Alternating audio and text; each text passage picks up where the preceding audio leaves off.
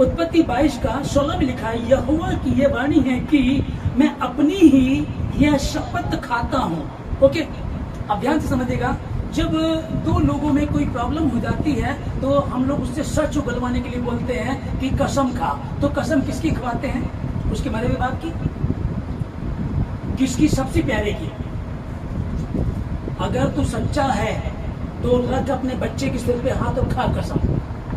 इसका मतलब क्या कि इसको सबसे प्यारा कौन है? बच्चा, माँ, पति, पत्नी, जो भी उसी कसम खवाते हैं ना उसको। तो यहाँ परमेश्वर ने जब अपने से बड़ा कोई नहीं पाया तो अपनी ही शपथ खाई। आमीन। वायदा परमेश्वर कर रहा अब्राहम से, और आज ये वायदा आप लोगों से चल रहा, आपसे बात हो रही है। लिखा है कि यहोवा की यह वाणी है कि मैं अपनी ही शपथ खाता हूं कि तूने जो यह काम किया है कि अपने पुत्र की तूने जो इकलौते पुत्र की उसे इकलौते पुत्र को तूने मेरे लिए दे दिया, उसको तूने अपना रखा नहीं उसके लिए। मैंने तुझे कहा तेरा एक पुत्र है, उसे ले और उसकी बलि दे दे। तूने कोई बात नहीं की, तूने कुछ नहीं कहा प्रभु एक ही तो बेटा है, इतने साल में हुआ था, और ने कोई बात नहीं की। जैसे इसने पहली बार जब इससे कहा गया, पहली बार परमेश्वर ने बात की, अपना देश, कुटुंबियों और पिता के घर को छोड़ करके वहां चला जा जो जगह में दिखाऊंगा। इसका मतलब अगर कहा जाए कि यहाँ इंडिया छोड़ दो, अमेरिका चले जाओ, मेरे लिए तो इंडिया बहुत बढ़िया है। कुछ लोगों जो ना भाई वो बाहर जाना चाहते हैं, वो कहेंगे लो ये भी छोड़ देते हैं, इंडिया कह दिया गया। लेकिन कहा जाए इंडिया छोड़ दो और बांग्लादेश चले जाओ, फिर जाना चाहोगे? नहीं जाना चाहेंगे। लेकिन यहाँ तो कंफ्यूजन, ना तो बांग्लादेश बताया और ना ही कुछ ऑस्ट्रेलिया, अमेरिका बताया गया। यहाँ तो बताएगा जो जगह मैं दिखाऊंगा। अब जो जगह दिखाऊंगा क्या किया जाए? यदि परमेश्वर पे विश्वास है तो परमेश्वर बेस्ट देता और बेस्ट ही लेकर के जाएगा। फिर भी इसके दिमाग में थोड़ा संदेह आ गया और इसने गलती कर दी। पहली आज्ञा ने मानी और ये चल दिया, अपनी पत्नी और अपने भतीजे लूत को लेकर के चल दिया। और दूसरी बात जब परमेश्वर ने की, अब्राहम, हाँ परमेश्वर तेरा जो बेटा है जिसे तू बहुत प्यार करता उसे ले और उसकी बलि दे दे। तड़के उठा, लकड़ी चीरी और चल दिया। हालेलुया।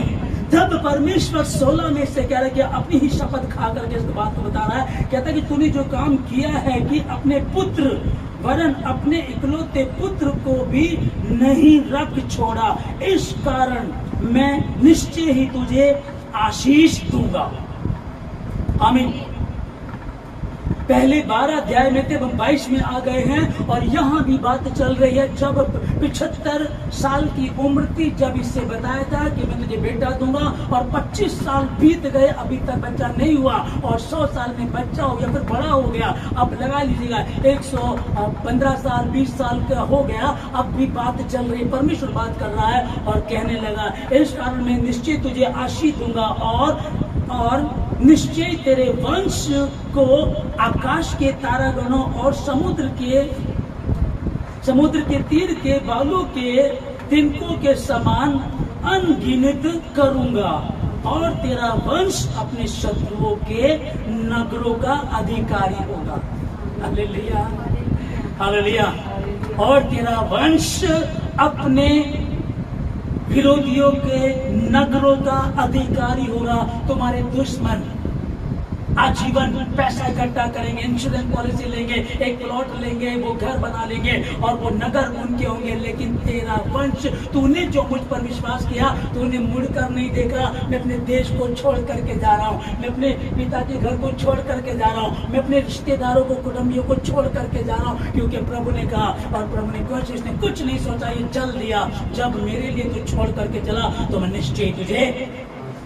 निश्चय में तुझे आशीष दूंगा। इसने कुछ नहीं सोचा, ये चल दिया। और जब विश्वास किया जिंदा परमेश्वर पे, एक वो बैठे हैं जो झूठे लोग बैठे हैं, जो झूठ बोल रहे हैं, जो लिखे हुए हैं कि घर बैठे ही, अरे प्यार में धोखा खाए लोग अवश्य मिले, वशीकरण कराएं, है ना, लव मैरिज कराना हो तो हमारे पास आए। और दुश्मन, अगर तुम्हारा कोई विरोधी दुश्मन है, 3 घंटे में उसको तड़पता देखें, अब तो हमें सुपारी देने की जरूरत भी नहीं है, इनके पास चले जाओ।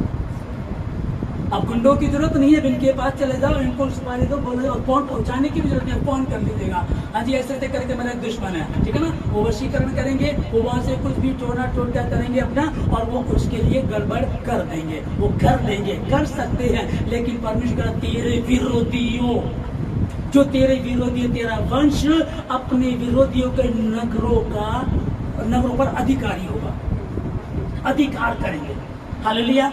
कैसे होगा? मैंने नौकरी छोड़ दी परमेश्वर के कहने पर, मैं परमेश्वर के पीछे चल दिया हूँ, मैंने परमेश्वर के काम करते करते मैंने कुछ नहीं देखा, कुछ नहीं सोचा। चिंता मत कर, जब उसने अब्राहम से कहा था वही आशीष तेरी भी है, ये 5000 वर्ष पहला वचन तो है, लेकिन आगे चल देख, तू मैं तुझसे बात कर रहा हूँ, मैं तुझे आशीष, निश्चय ही मैं तुझे आशीष दूंगा। और 18 में लिखा है, और पृथ्वी की सारी जातियां अपने को तेरे वंश के कारण धन्य मानेगी, क्योंकि तूने मेरी बात मानी है।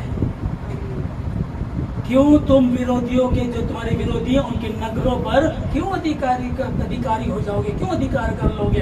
क्यों तुम्हें परमेश्वर आज देगा? क्यों कोई राजा तुमको बरकत देगा? क्यों कोई राजा तुम्हारी पत्नी को छोड़ देगा और सॉरी बोलेगा तुमसे? हाँ, अरे राजा है, हमारे देश के प्रधानमंत्री, किसी भी देश का प्रधानमंत्री है, वो वहां का राजा है, और वहां कोई आदमी उससे ज्यादा अमीर हो, हालेलुया, प्रधानमंत्री ने गलती कर दी तो कर दी, कोई बात नहीं, वो थोड़ा सॉरी बोलेगा। लेकिन यहाँ लिखा कि उस राजा अबीमेलेक ने तौबा किया, सॉरी बोला, उसकी पत्नी उसको लौटा दी। और उसमें क्या होता है कि कुछ, जब कोई पवित्र ईमानदार होता है तो कुछ रकम दी जाती है ना। उसने रकम 1000 रुपया उसने कुछ दिया, सोना चांदी दिया, ये देकर के उसको विदा कर दिया, और कहता है कि पूरा देश पड़ा, जहां मर्जी तू रह ले। राजा से भी अमीर और आशीषित कौन था? अब्राहम। हालेलुया। मतलब सोचो कि यार परमेश्वर ने कहा उसको अपने देश को छोड़ दे, कुटुंबियों को छोड़ दे, अपने पिता के घर को भी छोड़ दे, रहूंगा कहाँ, खाऊंगा कहाँ, रिश्तेदारों से बात नहीं करूंगा क्या? सुख में दुख में, मेरे यहाँ बर्थडे होगा तो चलो कोई भी आ जाएगा, जब मेरे यहाँ मरेगा तो कौन आएगा? मेरी मौसी नहीं आएगी, बुआ नहीं आएगी, रिश्तेदार नहीं आएंगे, फिर क्या होगा? छोड़ दे, तो कोई बात नहीं की, प्रभु ने कहा छोड़ दिया, और छोड़ दिया तो इसीलिए उसका ऐसा घनिष्ठ रिश्ता था परमेश्वर के साथ, उसने परमेश्वर के विषय में, अब्राहम के विषय में लिखा कि और अब्राहम परमेश्वर का दोस्त गिना गया। आपको वो कहे तो मेरी बेटी है, आपको कहे तो मेरा बेटा है, हम कहते हैं आसमान से परमेश्वर ने नीचे देखा, कहता है कि शैतान तू कहां से आया? कहता धरती पे से, क्या तूने मेरे बेटे अय्यूब को देखा है? जो खरा है,